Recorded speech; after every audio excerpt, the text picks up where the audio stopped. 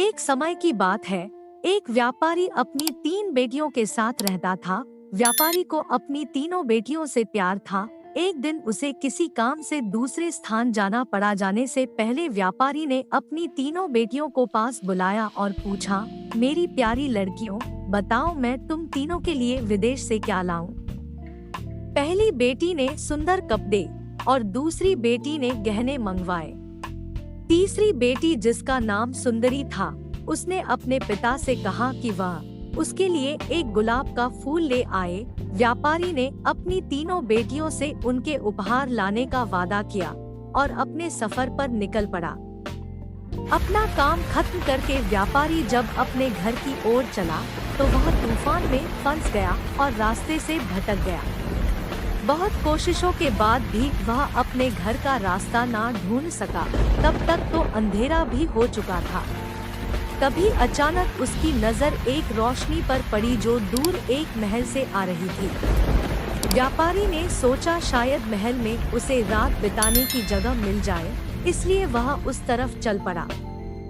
जब व्यापारी महल में पहुंचा तो महल में कोई भी नहीं था। उसने हर तरफ देखा लेकिन उसे महल में कोई नहीं मिला।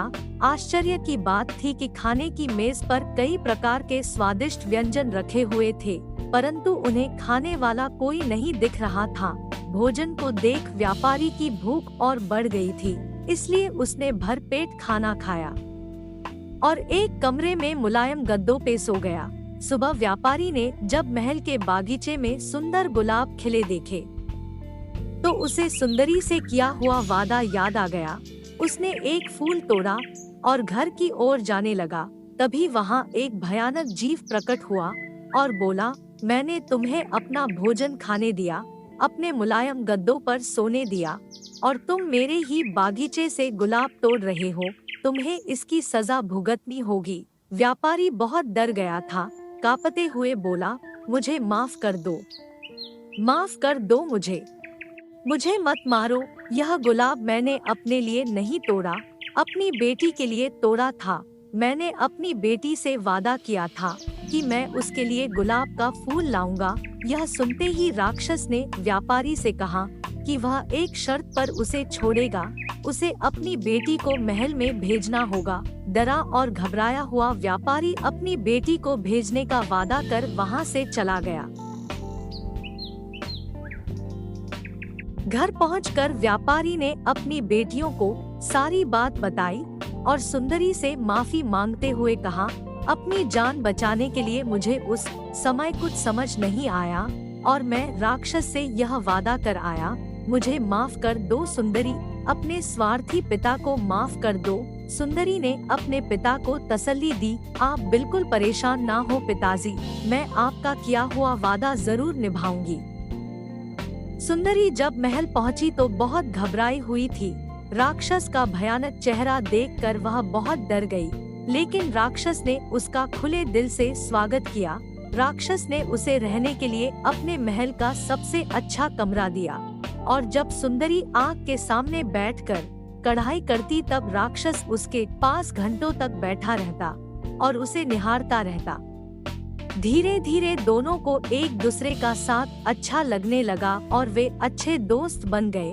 अब वह दोनों सारा दिन एक दूसरे से बातें करते और खुश रहते। राक्षस को सुंदरी बहुत अच्छी लगती थी और वह उससे शादी करना चाहता था, लेकिन डरता था कि सुंदरी राक्षस से कभी शादी नहीं करना चाहेगी। बड़ी हिम्मत जुटाकर एक दिन उसने सुंदरी से अपने दिल की बात कहने का फैसला किया। जब वह सुंदरी के पास पहुंचा तो देखा कि सुंदरी पिता को याद करके बहुत उदास है। उससे सुंदरी की उदासी देखी नहीं गई और उसने सुंदरी को एक जादुई शीशा दिया जिससे वह अपने पिता को देख सके। सुंदरी बहुत खुश हुई, लेकिन जब उसने अपने पिता को देखा तो वह बहुत बीमार थे। यह देख सुंदरी ने राक्षस से अपने पिता से मिलने की इच्छा जताई। राक्षस ने उसे पिता से मिलने की इजाजत दे दी और 7 दिन में वापस आने को कहा। सुंदरी ने तय समय में आने का वादा किया और अपने घर चली गई। सुंदरी को सामने देख व्यापारी खुश हो गया और जैसे जैसे उसे पता चला कि राक्षस देखने में भले ही क्रूर हो, लेकिन वह दिल का बहुत ही नेक और दयालु है। व्यापारी की सेहत और सुधरती गई। परिवार से मिलने की खुशी में 7 दिन कब निकल गए, सुंदरी को पता ही नहीं चला। एक दिन सुंदरी ने सपना देखा कि राक्षस की हालत बहुत खराब है और जल्दी ही मरने वाला है। अगले ही दिन वह महल वापस आ गई और उसने पाया कि राक्षस बगीचे में बेसुध पड़ा हुआ था, जैसे वह मर चुका हो। सुंदरी उसे देखते ही रो पड़ी। तुम मुझे छोड़कर मत जाओ, मैं तुमसे बहुत प्यार करती हूँ और तुमसे शादी करना चाहती हूँ। मैं अपनी सारी जिंदगी तुम्हारे साथ बिताना चाहती हूँ। जैसे ही सुंदरी ने यह शब्द कहे, एक रोशनी ने राक्षस को ढक लिया और जब रोशनी गायब हुई तो भयानक और क्रूर दिखने वाला राक्षस एक खूबसूरत राजकुमार में बदल चुका था। राजकुमार ने बताया कि एक दुष्ट जादूगरनी ने उसे एक राक्षस बना दिया था और सच्चे प्यार से ही उस जादू को तोड़ा जा सकता था।